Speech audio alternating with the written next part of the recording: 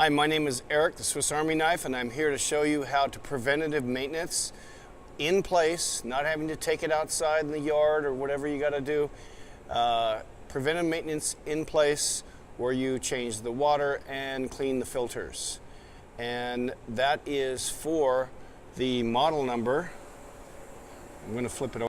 That is the Miller Welding TIG model number 907194032. And you'll just notice a few things. Once a month, you're going to clean out the little filter down here. And you've got to turn the machine off in order to do that. And that's your off machine, your off button right there. Make sure it's off. I would even unplug it. But right now we're just going to be checking the filter itself and cleaning it out. Basically, you can turn this most of the time with just your hand and it will come out. Okay? You can see me turning it. And this little screen in the center, you take that out and you clean that with your fingers. Light toothbrush is fine, but it is very flexible, so you want to keep it. It's just a little filter tube. You just want to clean it up, and you'll notice it. This has been cleaned just recently, but the unit itself has not been serviced for about a year. So we're going to go through this very, very thoroughly. And you'll notice here, this is your little looking window. That looking window is supposed to be clear. Let me show you another unit where you'll see what it's supposed to look like. I'm going to walk over here to another one. See how clean and clear that is? That's the way it's supposed to look. If it looks mucky like that, two things are going on. It's been too long, and your cooling unit, the fins on the coils need to be cleaned, and also you need to change your water, which is, this stuff seems to be pretty good coolant. You need a coolant that's got conductivity to it, so it pulls away the harmful things that happen during the exchange of electricity. So this seems to be one of the good ones. So that's what we're using now. We're also using what came with it, which is this. We have both of these. Now what we're going to do is drain this completely and fill it up again, and then let it run for 10 minutes, and then empty it out. So there's a few tools you need. I would have a flashlight like this with a little light on the end of it. Very nice little tool. Pick them up just about anywhere. A really powerful light. Some cleaning brushes for coils if you would like to do that. A funnel. And then there's a couple of tools that I've made. And that is a pump with a 5-gallon pail, so I can get this all out really quick and then put it all back really quick. And the one thing that you want to do, and I'm going to show you in the back, is when you're taking the dust away from the cooling coil or the evaporator coil, whatever they want to call it. I use a shop vac, and I took a little Colombian coffee can, put a hole in it, plugged it in, and this goes over that fan. I turn the machine on, let it sit on that fan, and then clean the coils, and all the dirt goes into there because you don't want the dirt to go back into the shop. Okay, there are some other things that are going on here, and when it's been a year, you need to be very careful and see if you can see in here. I'm not sure if you can. If you can see, there's sediment at the bottom. Now, I've purposely left the sediment alone, but if I stick this brush in there, you're going to see the sediment moving around in there pretty good. So what I've decided to do is probably not put a brush in there. I'm going to take an air tool and turn it down to maybe 30-40 pounds and blow the bottom and get all the sediment up and moving around, so I can pump it out. Otherwise, I won't get a clean empty of this. So that's what I'm going to do right now. I'm also going to remove this. Here is your little peekaboo thing, and you can see it's got sediment on it there, and that's the same sediment that's in the tank, and this is a really good indication of how dirty this is. This little impeller sits in there with this little arrow, and they're just 3 pieces, nothing to fancy. So you're going to stick a rag in there and clean that out, and then put it back in. We'll be back. Okay, so I'm back. So I've got a long nozzle sprayer, something that you can get at Harbor Freight or any machine place. And I also got this, which is really nice on the knees, because you're really coming down to that level and you're going to have to kneel to get this done. So what I've done is I have a, if you're in a shop, you're probably picking up maybe 100, 120 psi of pressure. You don't want that much, so you want to get yourself a little regulator, and which I made one up here, but I don't need it because the actual workstation has one. And I just made a regulator up so I can take it with me and move around wherever I need to and regulate the air. You're going to need that for both here and in the fan when you're cleaning the cooling fins, because those fins are delicate and you don't want to blow them over and then cause more of a problem. So I'm going to go around all the corners of this tank here, and you're actually it's going to look like I'm making some kind of concoction. And I'm just trying to get this stirred up enough to where all of the sediment that is down the bottom comes up when I pump this out. Now I want to do this rather quickly and then immediately pump, and I'm going to use the pump that I have now. I put a little cap on it, you can see, just a half-inch cap over it so I don't make a mess when I'm done. So I'm actually going to now plug this in right here. It's a little pump, little $60 pump I got.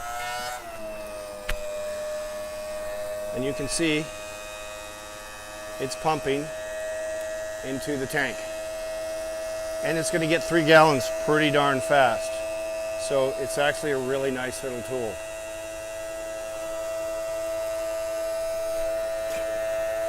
I'm going to kind of vacuum while I'm doing it, and there is a lot of stuff at the bottom. I'm getting a lot of crud.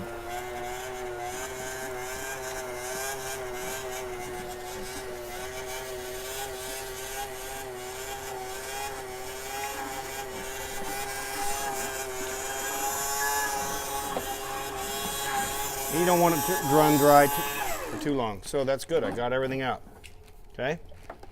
Now I'm going to put in the other 3 gallons.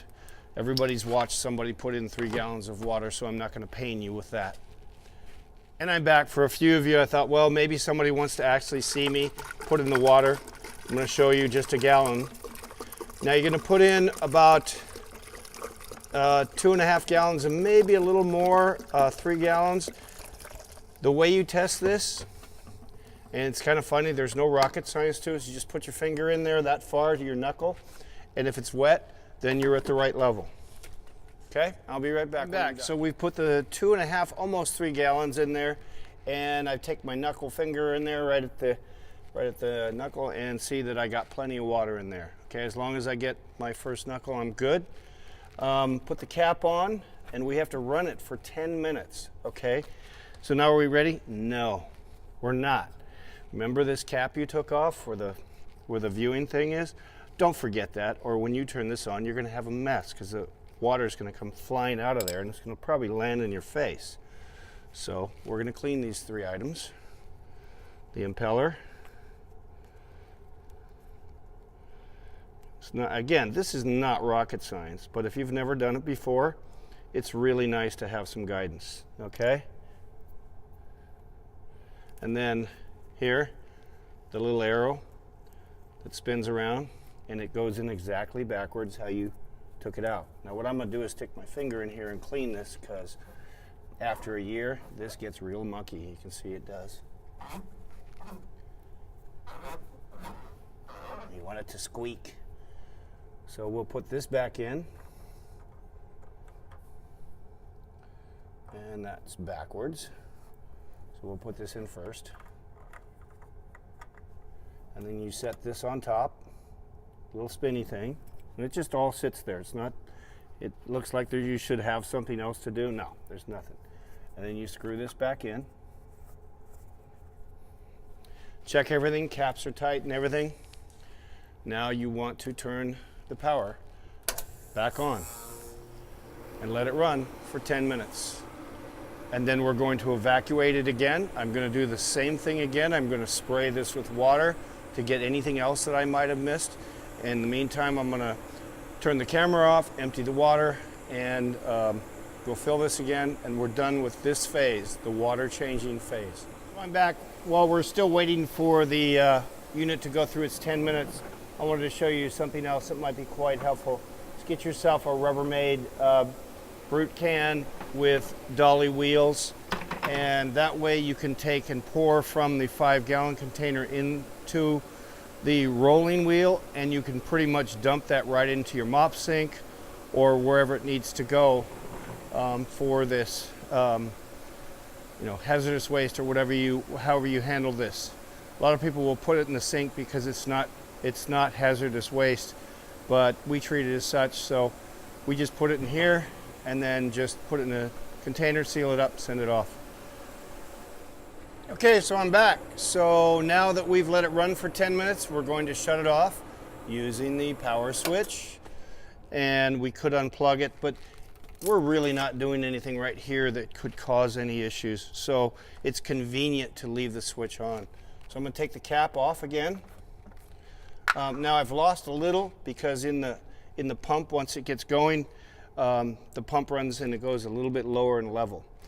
Now you can see it's still not real clear, and I'm going to do the air, the compressed air, and it'll come out a little bit here and there. It's not a big deal. And you can see that 2.5 gallons is a lot, so you might do 2 1/4 and probably be okay. Just want to have that finger in there. So now I'm going to stick in the pump hose, and I am going to pump the rest out. And you will see that again.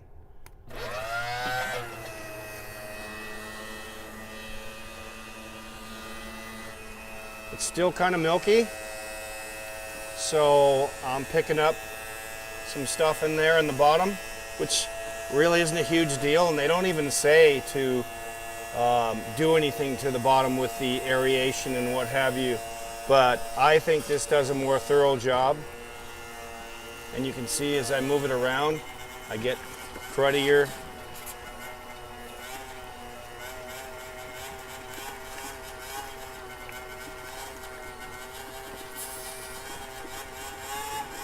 And it's actually not a bad idea to draw a line in the container that you have, so you can tell how much you got out.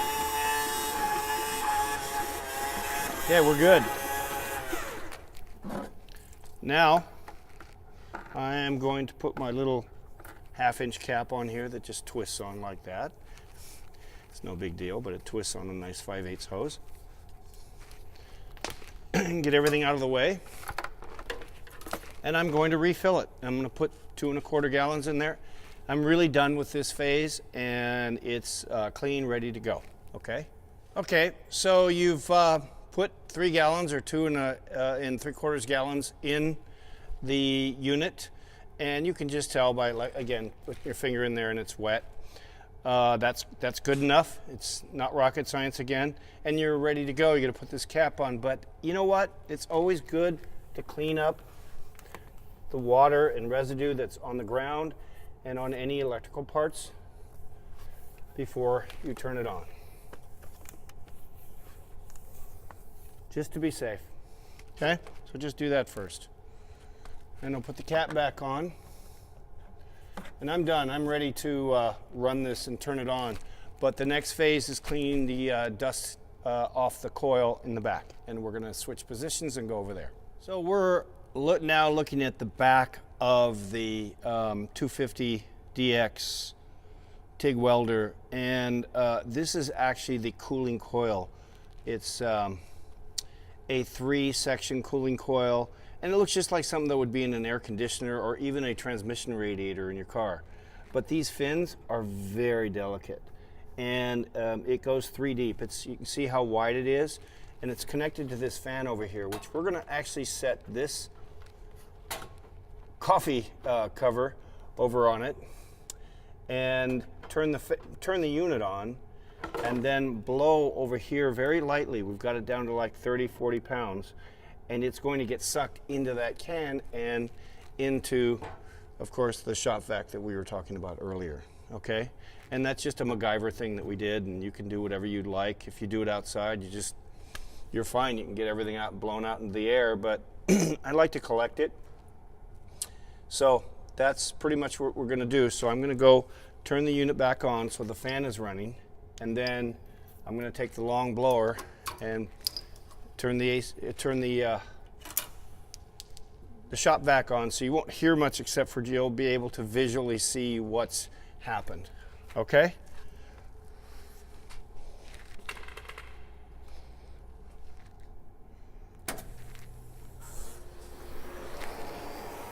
You hear the fans going. It's a pretty powerful fan that's in there, so this ought to blow this dust around pretty well.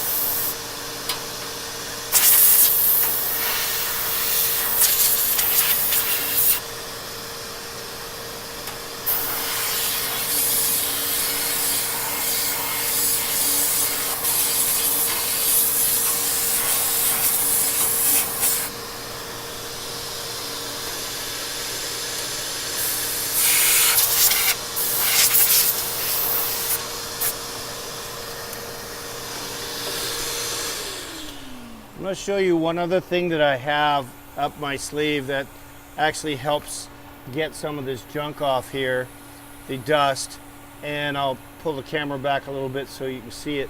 And it's this is actually a pipe cleaner that is for dryers, and it's nice and smooth, and it really is not too harmful to anything, so I can just go and turn this around and sort of like I'm a chimney sweep.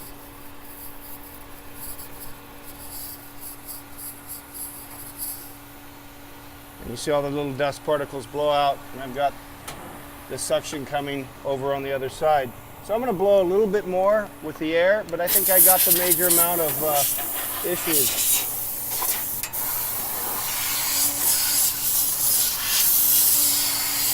Now you can see one thing that I did, that I actually touched the cooling fins, and it actually bended over. There's really not much you can do about it. Just be cautious when you're doing that. That was my bad on it. You know, it's not rocket science, but just try to keep the fins as straight as possible. It's the same with the transmission cooler or anything else. And that's pretty much it. Your unit's ready to go back into service. There may be a few other things, and I will attach those, but they're not nearly as critical as these here. And I would do this in a warehouse setting where you're in a machine shop. I would do this monthly, this back part here, and the water yearly. That's it.